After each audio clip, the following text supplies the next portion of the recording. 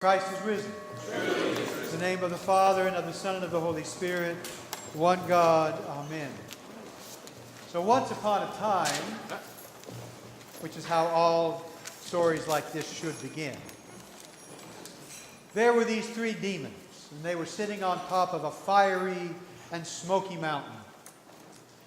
They got together one day to discuss something very important: how to make a royal mess of things for the human race. That's their job after all, isn't it? The biggest demon said to the other two, "I know what we should do. Let's steal the greatest treasure God gave humanity and hide it so that they will never be able to find it." "Good idea," the other two cried, "but what treasure is that?" The big demon replied, "Faith, hope, and love." So the smallest demon said, "But where shall we hide it so those pesky humans won't be able to find it?" "I know," said the middle demon. "Let's drop it in the bottom of the deepest ocean. They'll never find it there." But the other demon replied, "They have submarines, my brother. They'll find it for sure in the bottom of the ocean." "Ah," said the other demon, "let's throw it into outer space as far as we can." And the big demon said to the other two, "They have spaceships, they have satellites, they have the Hubble telescope. They'll find it up there. What shall we do?" "Ah," the little demon said, "I know where we should hide it. We'll hide it inside them. They'll never look there." For centuries, people have been looking for the treasure, the pearl of great price, the lost coin, the treasure buried in the field, and few are those who have found it. We build shrines and churches and all kinds of places for pilgrimage, like the sacred pool in today's gospel, and groves of trees, sacred trees, and mountains, and monasteries. And we go looking for healing and salvation or wisdom in every place other than where we are. And certainly, sometimes people experience very beautiful things and exciting things, even miracles in those sacred places. Yet when they leave, the excitement leaks away like water from a broken glass. And we think, if only I could live there all the time, then I would be blessed all the time. Then I would be free and happy and healthy and wise. But it is not so. The treasure lies within us. God has placed it there in His supreme wisdom, and we do not have to travel anywhere at all except into our own hearts, within our own selves, where God has put His eternal and heavenly kingdom. We don't have to wait for the waters to be stirred by angels. The water is always stirring. The wind is always blowing.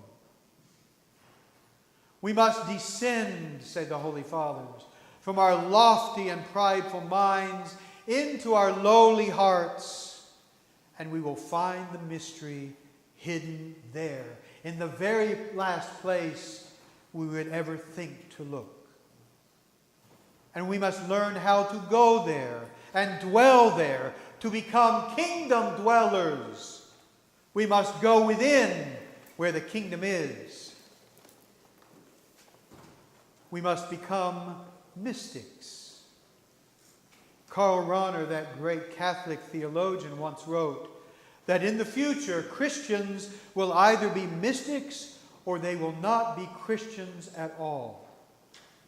Looking around at the wasteland of American Christianity, so bankrupt, so arrogant, so prideful, and so childish, I think that time is now. We are, as you know, transformed by the company we keep. This is an obvious truth. So if the company we keep is evil, then we tend to become evil. If it is good, then we tend to become good. But what if the company we keep is God? What if we learn how to enter our hearts where His kingdom is, where He is, where the Holy Trinity is living. And we allow ourselves to spend more time with Him there, in that sacred, eternal place. What then? We become like God. We take on His characteristics. We eat at His table. We join the fellowship of the Holy Trinity. The great Cappadocian Fathers, my heroes among the saints, used a word to try and describe the internal life of the Holy Trinity. How does the three-in-one relate to Himself? The word they chose was obviously a Greek word, perichoresis, which means literally circle dance. The prefix peri means around, and choresis is the word from which we get our word choreography. Therefore, circle dance. They circle around one another in fellowship and love and harmony all the time. It is to this sacred and eternal divine dance we are invited. I find glimpses of this divine dance in our liturgies and our celebrations. In 3 of the sacraments, we do a liturgical dance. In baptism and marriage, it is around a table set up on the solea here. In ordination, the movement is around the holy altar. In the Divine Liturgy, we cense around the holy altar twice. And in the great entrance, the liturgical dance appears as the gifts of bread and wine are carried around the entire sanctuary. The whole creation, the whole people of God, it seems to me, is joining in this divine perichoresis. Where God's kingdom is, there is God, I think it is safe to say.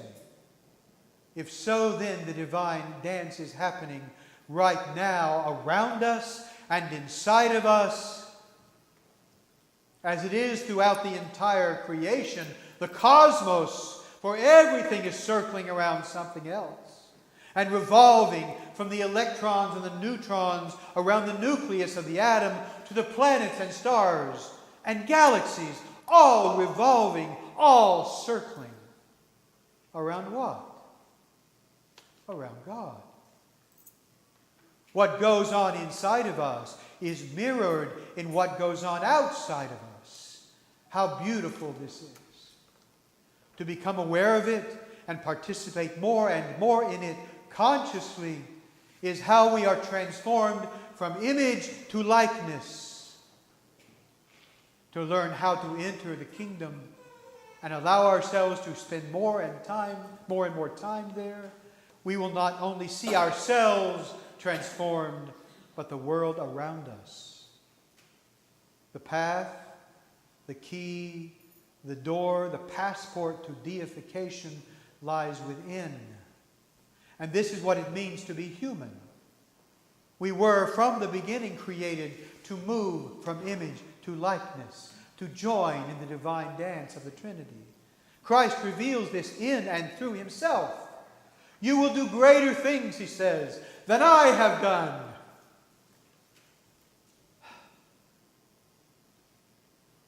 Speaking of life after death, Scripture tells us this. Not very much does it tell us.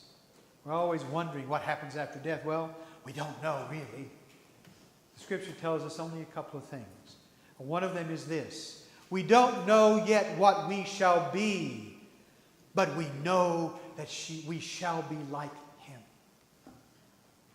And this, my friends, to a very large degree, is what we already are. In the name of the Father, and the Son, and the Holy Spirit. Amen.